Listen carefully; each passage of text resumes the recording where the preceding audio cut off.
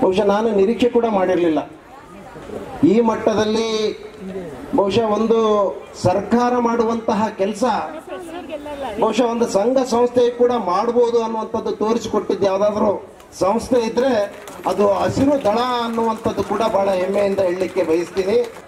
ಖಂಡಿತವಾಗಿ ಕೂಡ ಇದನ್ನು ಸ್ಟ್ರೆಂಥನ್ ಮಾಡಲಿಕ್ಕೆ, ನಿಮ್ಮ ಸಂಘಟನೆ ಸ್ಟ್ರೆಂಥನ್ ಮಾಡಲಿಕ್ಕೆ ಯಾವ ರೀತಿಯ ಸರ್ಕಾರ ಮಟ್ಟದಲ್ಲಿ ತಮಗೆ ಸಹಕಾರ ಬೇಕು ಅನ್ನುವಂಥದ್ದೆಲ್ಲ ಕೂಡ ಸಂಘಟನೆ ಅಧ್ಯಕ್ಷರು ಪದಾಧಿಕಾರಿಗಳು ತಾವೆಲ್ಲ ಕೂತ್ಕೊಂಡು ಚರ್ಚೆ ಮಾಡಿದರೆ ಖಂಡಿತವಾಗಿ ನಾನು ನನ್ನ ಸಿಸ್ಟರ್ ಸೌಮ್ಯ ರೆಡ್ಡಿ ಅವರು ಕೂತ್ಕೊಂಡು ಮುಖ್ಯಮಂತ್ರಿಗಳ ಜೊತೆ ಕೂತ್ಕೊಂಡು ಶಾರ್ಟ್ ಪೀರಿಯಡ್ನಲ್ಲಿ ನಿಮ್ಮ ಸಮಸ್ಯೆಗಳಿಗೆ ಅಂತ್ಯ ಕಾಣಲಿಕ್ಕೆ ನಾನು ಪ್ರಯತ್ನ ಮಾಡ್ತೀನಿ ಅನ್ನೋಂಥ ಆಶ್ವಾಸನೆ ಕೂಡ ನಾನು ಹೇಳಲಿಕ್ಕೆ ಬಯಸ್ತೀನಿ.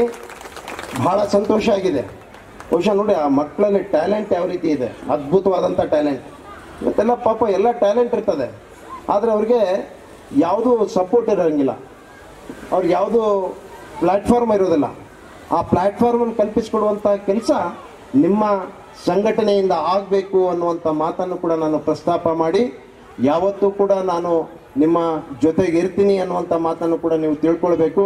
ನಾನು ಯಾವುದೂ ಕೂಡ ಚೇರ್ಮನ್ ಆಗಲಿ ಒಬ್ಬ ಶಾಸಕನಂತೇಳಿ ಪರಿಗಣಿಸಬೇಡಿ, ನಮ್ಮ ಅಣ್ಣ ನಮ್ಮ ತಮ್ಮ ಅಂತೇಳಿ ಅನ್ನುವಂಥ ಭಾವನೆ ಇಟ್ಕೊಂಡು ನನ್ನ ಜೊತೆಗೆ ಬಂದು ಖಂಡಿತವಾಗಿ ಕೂಡ ಏನೇ ಸಮಸ್ಯೆಗಳಿದ್ರೂ ಕೂಡ ಬಂದು ಅವನ್ನೆಲ್ಲ ಸರಿಪಡಿಸ್ಕೊಳ್ಳುವಂಥ ಕೆಲಸ ಮಾಡಿ ನಿಮ್ಮ ಸಂಘಟನೆ ಬಹಳ ಖುಷಿ ತಂದಿದೆ ಅನ್ನುವಂಥ ಮಾತು ಮತ್ತೆ ಮತ್ತೆ ಹೇಳಲಿಕ್ಕೆ ಬಯಸ್ತೀನಿ.